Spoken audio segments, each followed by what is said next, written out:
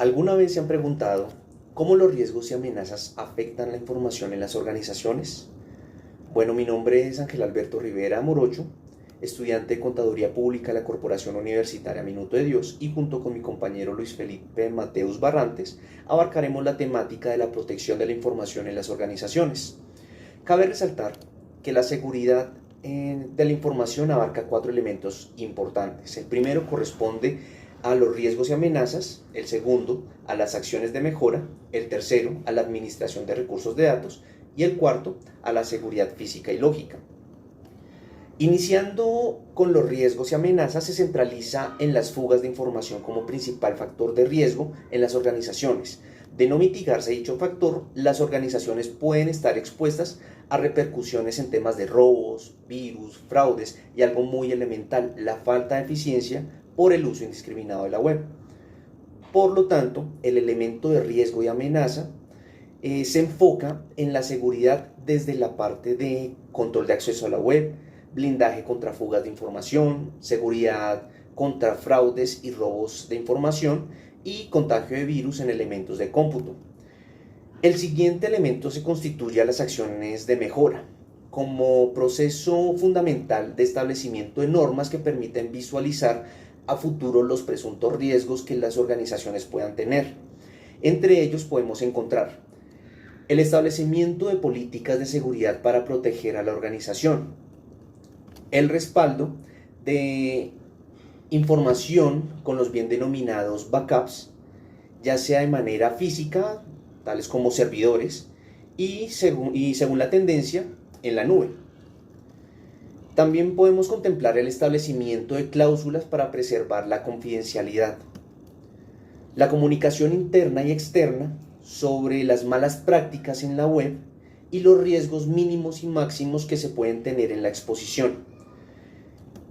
La implementación de antivirus que identifiquen todos aquellos atributos o software maliciosos que pueden dañar la información o encriptarla, permitiendo así posibles extorsiones. La protección de la red, determinando los protocolos de enlace de manera interna y activando cierta información de manera pública. Finalmente, se tiene la restricción de sitios web, donde se debe evitar el uso indebido de la web, permitiendo la eficiencia en lo que compete a la organización y evitando el ingreso a páginas sospechosas. Por cuanto al elemento de administración de recursos de datos, es otro mecanismo de acción de mejora, pero más orientado a lo interno, donde la confidencialidad, la integridad y la disponibilidad son los atributos constituyentes a la seguridad de la información. Finalmente, como cuarto elemento, se tiene la seguridad física y lógica, entendiéndose como seguridad lógica a lo que abarca la protección de datos desde la implementación del software, ya sea por medio de antivirus o bloqueadores de cookies, y establecimiento también del proxy para el control de usuarios.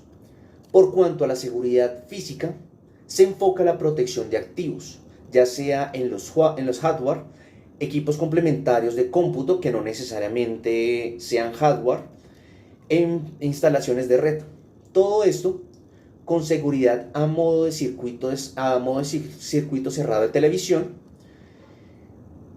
Por otro lado, se debe mantener el monitoreo, ya sea al uso de dispositivos electrónicos dentro de la operación, puertos USB, puertos HDMI, unidades de CD, y pues también el acceso a páginas web y al monitoreo de archivos que se encuentran de manera adjunta en las cuentas de correo o páginas de descarga.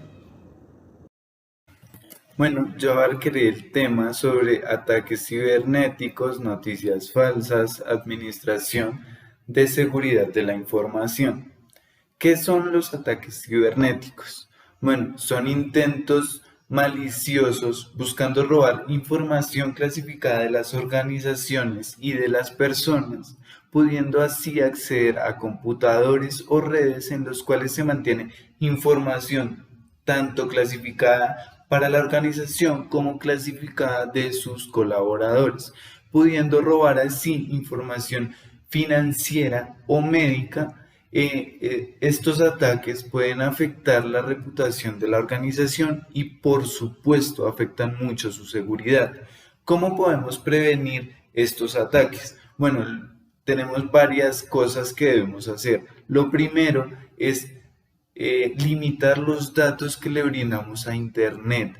Lo segundo es mantener actualizados los software y sistemas operativos. Lo tercero es crear contraseñas fuertes en combinaciones de letras, mayúsculas, minúsculas, números y caracteres especiales como asteriscos, numerales y demás.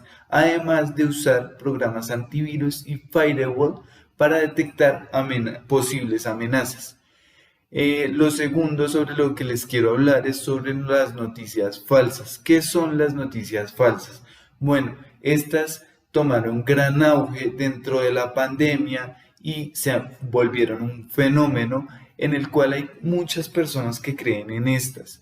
Estas se deben a informaciones que no son veraces, no son reales y que buscan desinformar a la comunidad. Generalmente, las personas que creen en estas noticias son personas que no buscan más allá de lo que ven dentro de esa información. ¿Cómo podemos prevenir las noticias falsas?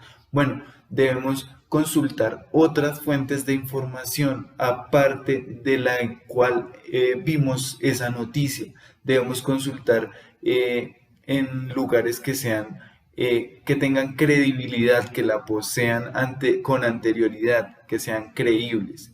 Y lo tercero sobre lo que les quiero hablar es sobre la administración de la seguridad de la información, que es un conjunto de estrategias para administrar los procesos, las herramientas y las políticas necesarias que previenen, detectan, documentan y contrarrestan las amenazas de la información digital y no digital.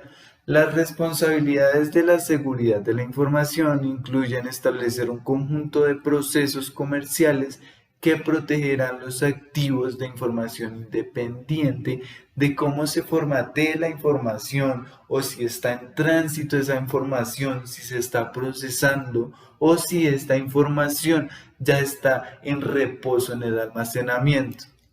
Muchas gracias.